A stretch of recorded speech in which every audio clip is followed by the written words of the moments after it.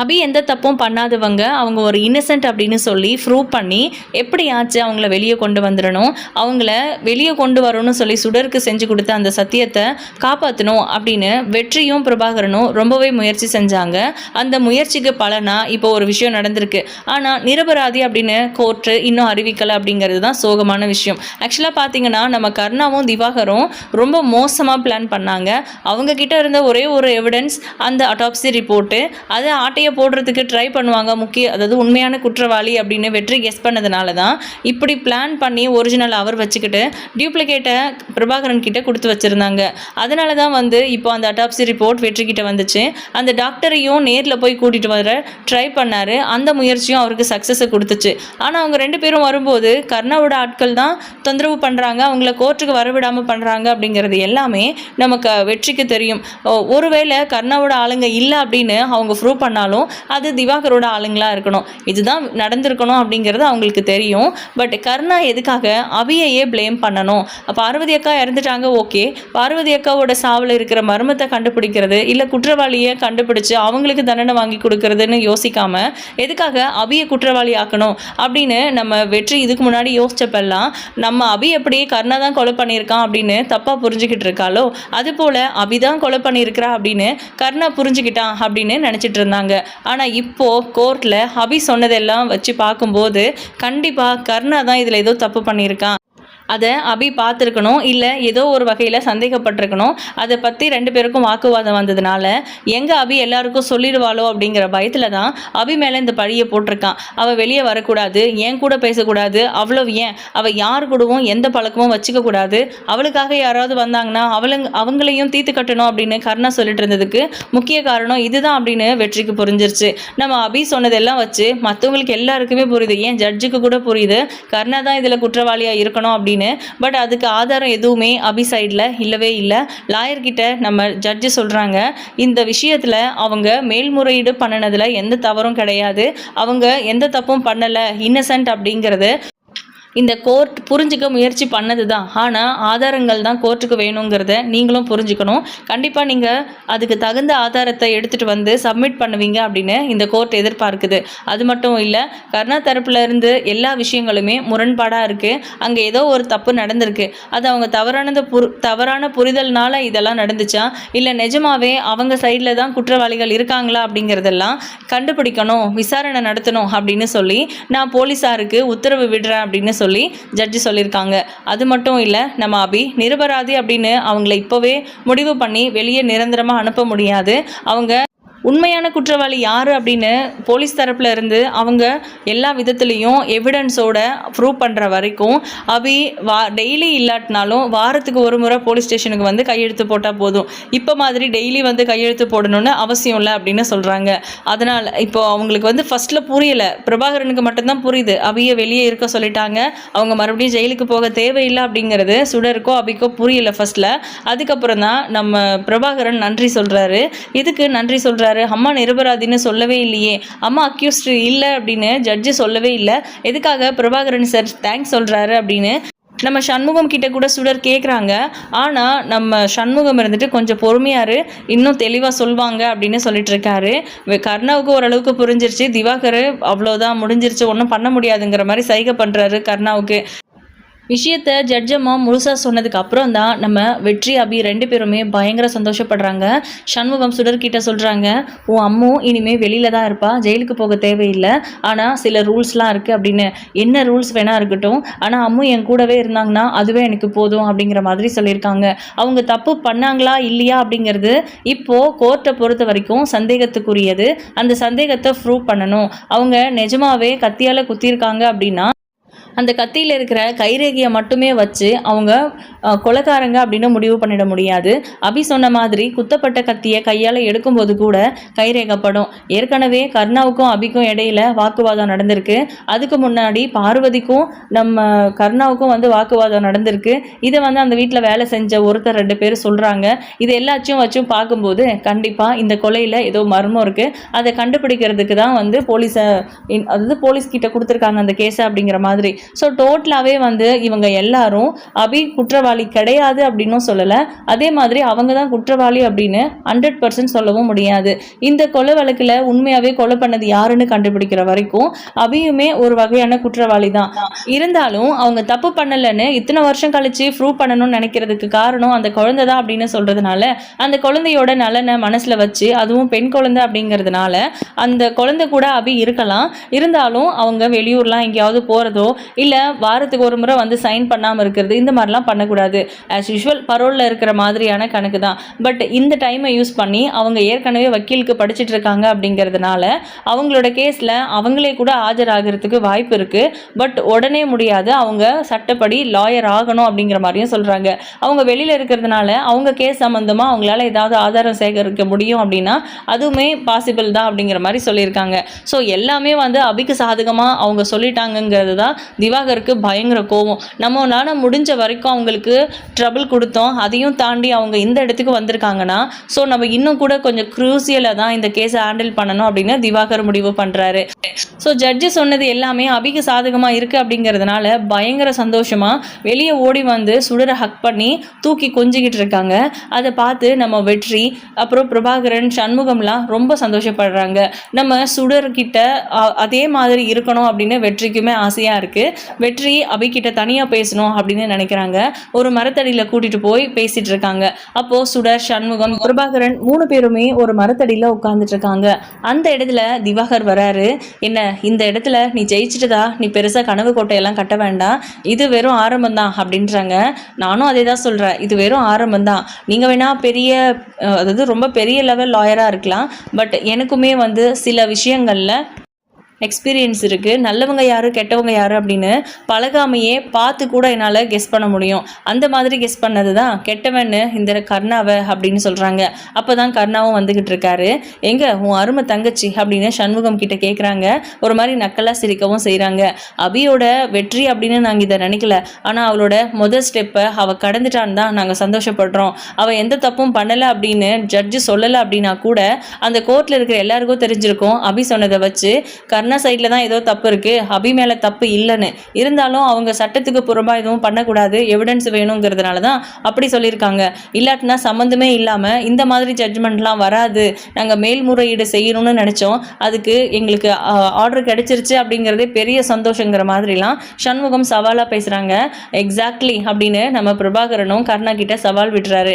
நீங்கள் வேணால் பாருங்கள், இன்னும் 3 மந்த்துக்குள்ளே அபி எந்த தப்பும் பண்ணலை அப்படின்னும் கொலை பண்ணது யாருன்றதை நாங்கள் அந்த கோர்ட்டில் கண்டிப்பாக உரக்க சொல்ல போகிறோம்.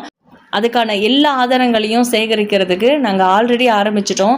உங்களுக்கே தெரியும் வெற்றியே இப்போ உங்கள் கூட இல்லை, வெற்றிக்கே நல்லா தெரியுது நீங்கள் தான் தப்பு பண்ணியிருக்கீங்க அப்படின்னு.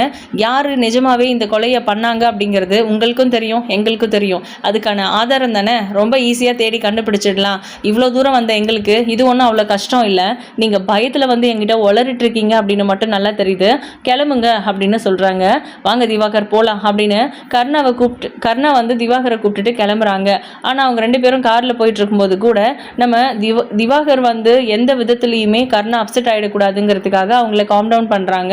அதே நேரம் கர்ணா சொல்கிறாரு, அவங்க சொன்ன மாதிரி இவ்வளோ தூரம் வந்தவங்களுக்கு அடுத்து நடந்தது என்னங்கிறத கண்டுபிடிக்கிறதுக்கோ இல்லை அது சம்மந்தமாக அவங்களுக்கு அலசி ஆராயிறதோ கஷ்டமாகவே இருக்காது, நம்ம என்ன பண்ண போகிறோங்கிறத நம்ம யோசிக்கணும்னு. அவங்களுக்கு அந்த ஒரு ஸ்பேஸை கொடுக்காம இருந்தாலே போதும். அவங்க அந்த அடுத்த ஹியரிங்கில் அவங்க ஏதாவது ஒரு எவிடன்ஸை கொடுத்து தான் ஆகணும் நமக்கு எதிராக. அப்படி கொடுத்தா தான் அவங்களோட கேஸ் நிலைக்கும். இல்லாட்டினா இது எல்லாமே கட்டுக்கதைங்கிற மாதிரி நான் வாதாடி பார்த்துக்கிறேன், நீங்கள் ஒன்றும் கவலைப்படாதீங்க அப்படிங்கிற மாதிரியும் நீங்கள் சொத்தை எழுதி வைக்கிறோன்னு சொல்லியிருக்கீங்க, அந்த விதத்தில் அந்த விஷயத்தை மட்டும் மறந்துடாதீங்க கர்ணா அப்படின்னு நம்ம திவாகர் அதுலேயே குறியாக இருக்காரு. இங்கே நம்ம அபியும் வெற்றியும் பேசிக்கிற விஷயம் என்னென்னா, வெற்றி அபிகிட்ட ரொம்ப ரெக்வஸ்ட் பண்ணுறாரு. நான் உனக்கு துரோகம் பண்ணியிருக்கேன் தான், இல்லைன்னு சொல்லலை, அதுக்காக நான் அப்படியே இருக்க மாட்டேன்ல, இன்றைக்கி நான் செஞ்ச காரியத்தை வச்சு உன்னால் கெஸ் பண்ணியிருக்க முடியும். நான் உனக்கு சப்போர்ட் பண்ணுறதுக்காக தான் நான் கர்ணாவை விட்டு விலகி வந்திருக்கேன்னு. நான் கர்ணாவுக்கு சப்போர்ட் பண்ணுறதுக்காக உங்கள் கூட இல்லை, அதை முதல்ல புரிஞ்சுக்கோ. எனக்கு என் குழந்தை கூட இருக்கணும், நான் உன் கூட இருக்கக்கூடாது, குழந்தை தான் முக்கியம்னு நினைக்கிறேன்லாம் இல்லை. நீ எப்போ தப்பு பண்ணலைன்னு நான் உணர ஆரம்பிச்சனோ அப்போத்துலேருந்தே நான் உன் கூட சேர்ந்து வாழணும்னு தான் ஆசைப்பட்றேன். நான் தப்பாக புரிஞ்சுக்கிட்டேன், நான் ஒரு முட்டாள், எனக்கு ஒரு முறை மன்னிப்பு கிடையாது கிடையாதா அப்படின்னு.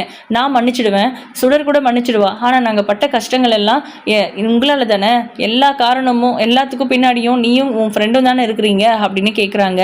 எல்லாம் ஓகே தான், ஆனால் நான் திருந்துட்டேன்ல, நான் என் தப்பை உணர்ந்துட்டேன்ல, அதுக்கப்புறமா என்னை தண்டிக்கிறது எந்த விதத்தில் நியாயம் அப்படின்றாங்க. அப்படியெல்லாம் சுவிட்ச் போட்ட மாதிரி எங்களால் அழுதுட்டு இருந்த முகத்துல இருந்து சிரிப்பை வர வைக்க முடியாது, தயவு செஞ்சு இந்த விஷயத்தை இதோட விட்டுடுங்க அப்படின்னு. ஆனால் நான் உன் கூட தான் இருப்பேன், குழந்தைக்காகவும் உனக்காகவும், உங்கள் 2 பேருக்கும் உன்னை சேர்ந்தவங்களுக்கும் எதுவுமே ஆகாமல் பார்த்துக்க வேண்டியது என்னோட பொறுப்புன்னு. அப்படி சொல்லி தானே வீட்டில் வந்து ஏற்கனவே இருக்க, அப்படியே இருந்துக்க அப்படின்னு சொல்லிடுறாங்க. என்னதான் அபிக்கு கோவம் இருந்தாலும் ஒரு சாஃப்ட் கார்னர் வந்துடுச்சு வெற்றி மேலே.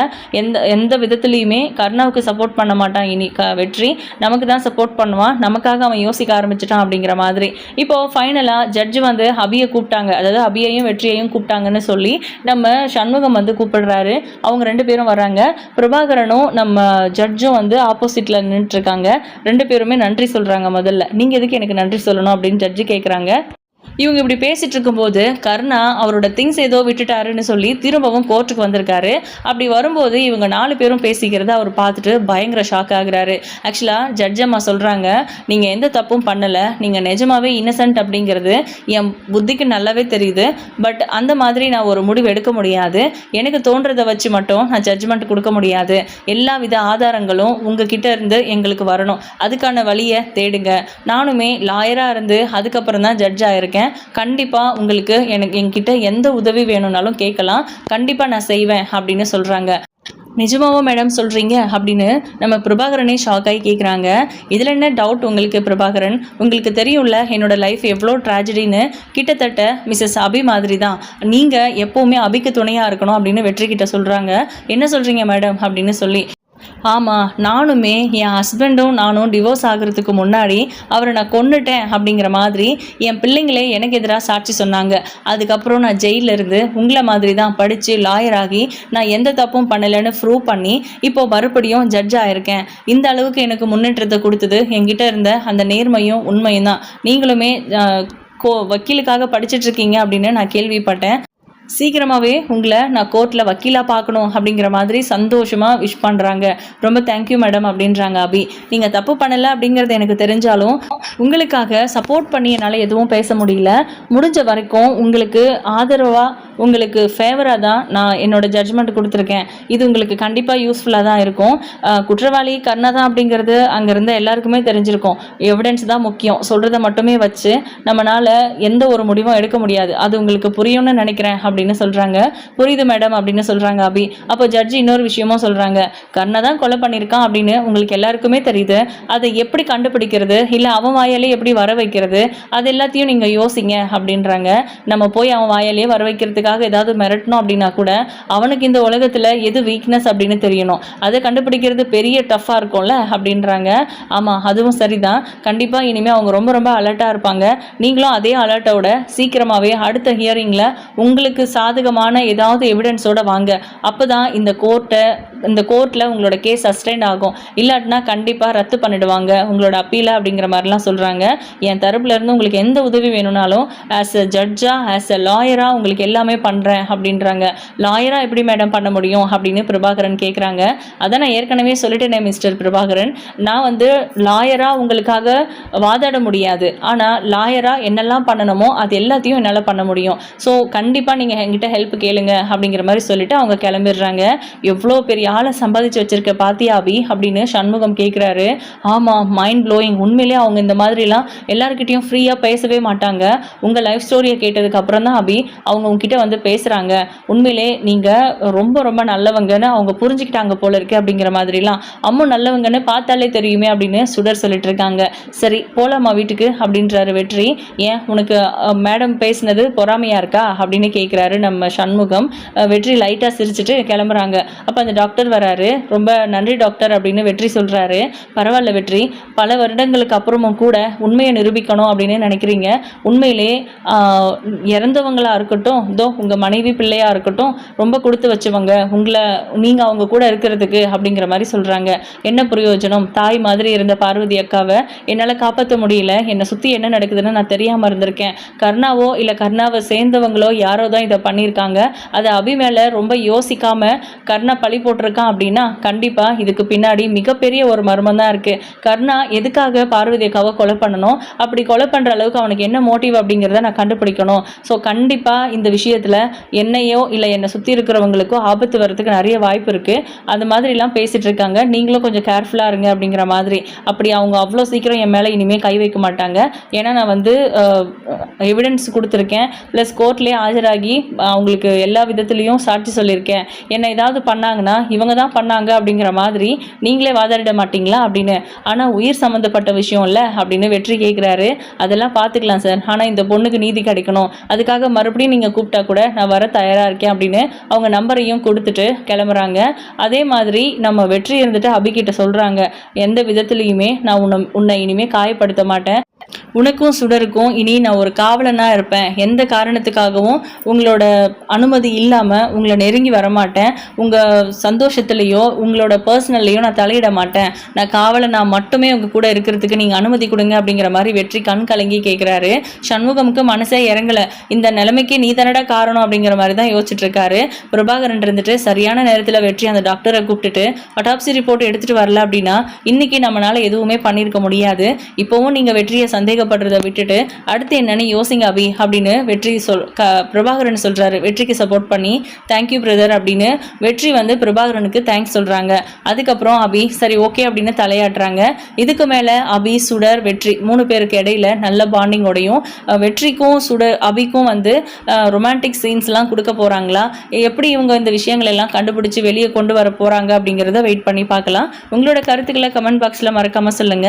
இந்த வீடியோ உங்களுக்கு பிடிச்சிருந்தா லைக் பண்ணுங்க, ஷேர் பண்ணுங்க. தேங்க்யூ.